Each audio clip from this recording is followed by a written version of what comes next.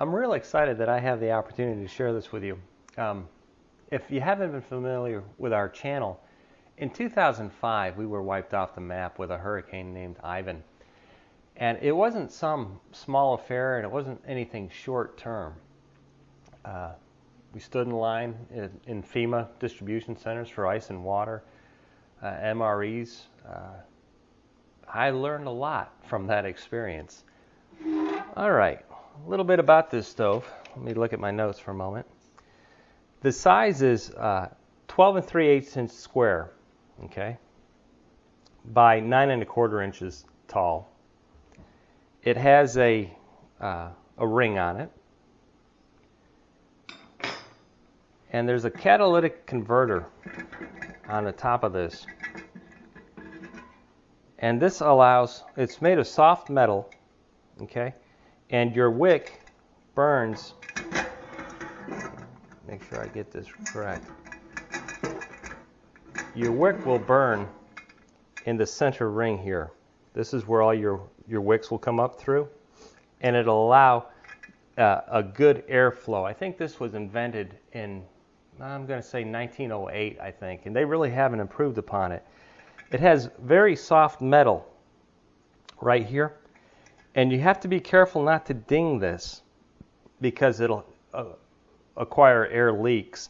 But if that happens, I've been told to put sandpaper on a flat surface and work this back and forth and get this ring and this ring even and smooth. Okay? But what I'm really telling you is be careful with this. All right. Okay, what else? It holds 1.7 quarts of kerosene, and use K1. The better the kerosene, the cleaner the burn. And will burn up to 8 hours on one tank. Okay, less than 7 ounces of fuel per hour. Now remember, the higher the temperature, the more you're going to burn. So you can monitor this however you, if you're warming something up or boiling something, you're going to be burning more kerosene at one time than another. Let me show you how this works though. It's kind of neat. Okay, you pop this up, and it has a compression fitting around it. Let me take this out. This is our burner assembly, and it has a cork right here to tell you how much fluid you have inside your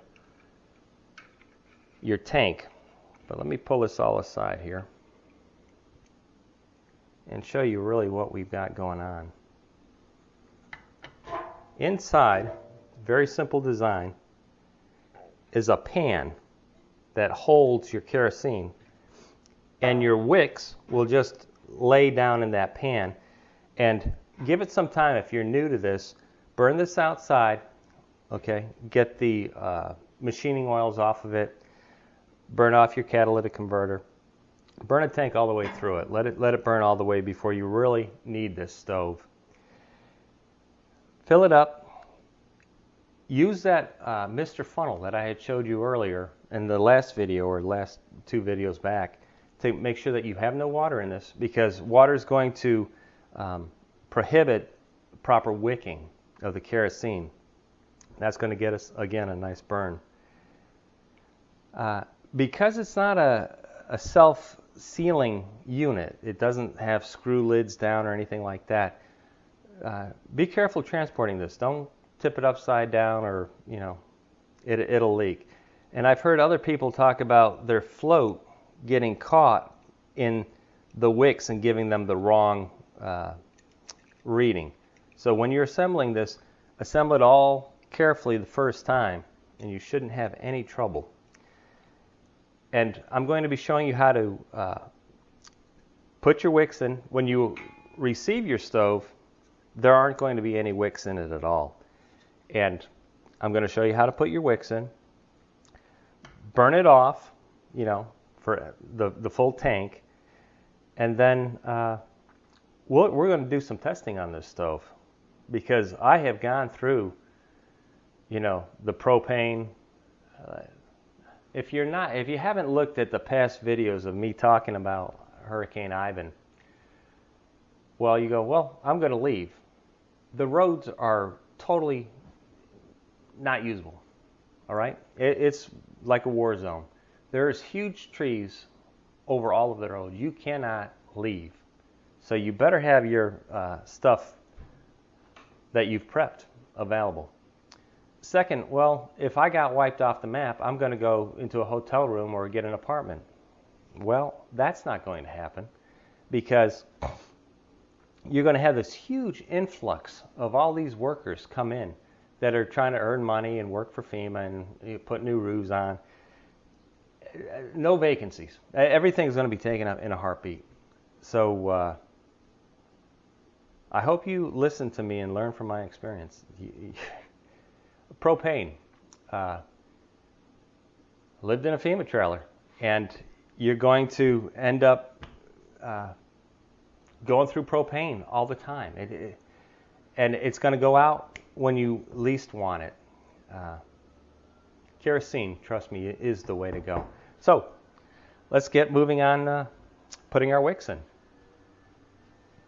Let me show you how easy it is to put the wicks in these stoves. And they're all similar. They'll come with a center string on it. Okay, we don't use that string, so go ahead and cut that off or have it burn off.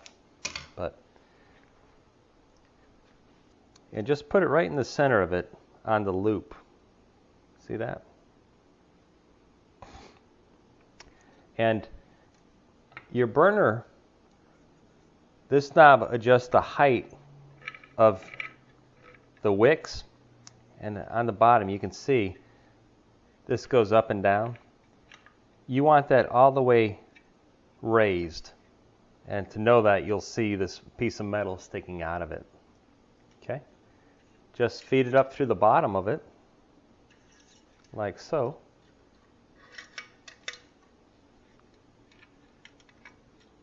And very easy. Pull it right on up. Just like that. Now what I like to do, there's an outside ring and an inside ring. That's the adjustment of your wicks. Okay? What I do is I take a toothpick and I simply put it through my loop and I pull that cord back down through. Just like that. Now it's roughly adjusted so that when we start it, it'll burn the two wicks apart, okay, right at that loop. And we'll have actually 32 wicks in this, which will make it a very hot burner. And that's all there is to it. Just continue around. I'll finish these up, and then I'll put the stove back together again. And I'll show it with a 10-inch frying pan on it. I'll show it with the stove on it. And then another video, we'll start breaking these in and seeing how to cook with them. Give me a minute.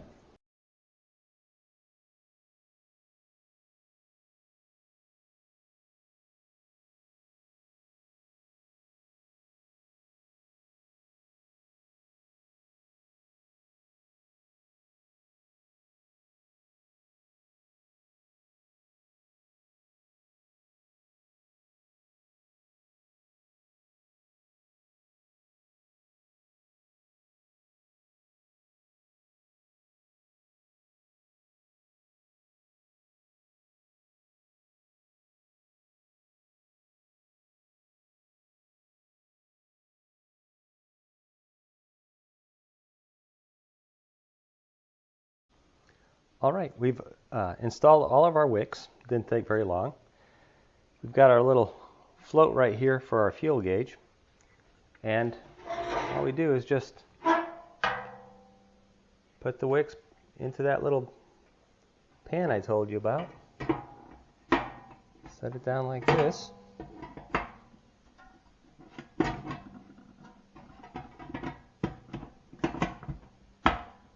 Like so. Now would be a good time to fill it right there with a funnel. Let it soak for a half hour to an hour. Make sure that kerosene wicks up on all of the wicks. And burn this outside for a tank. Go ahead and burn the whole thing off. with this on it.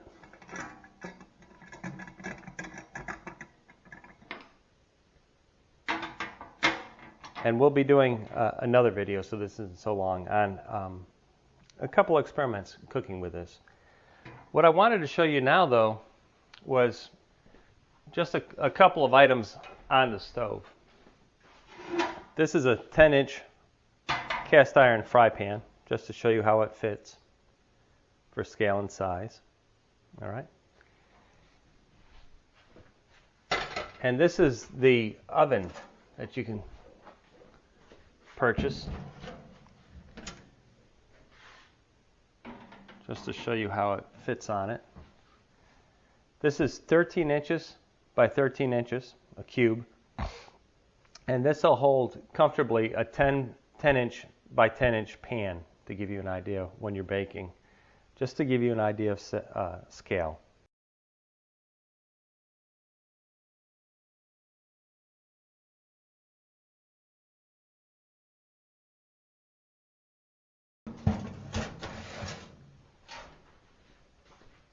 This is the most popular stove that Butterfly manufactures. I'll catch you on the next one.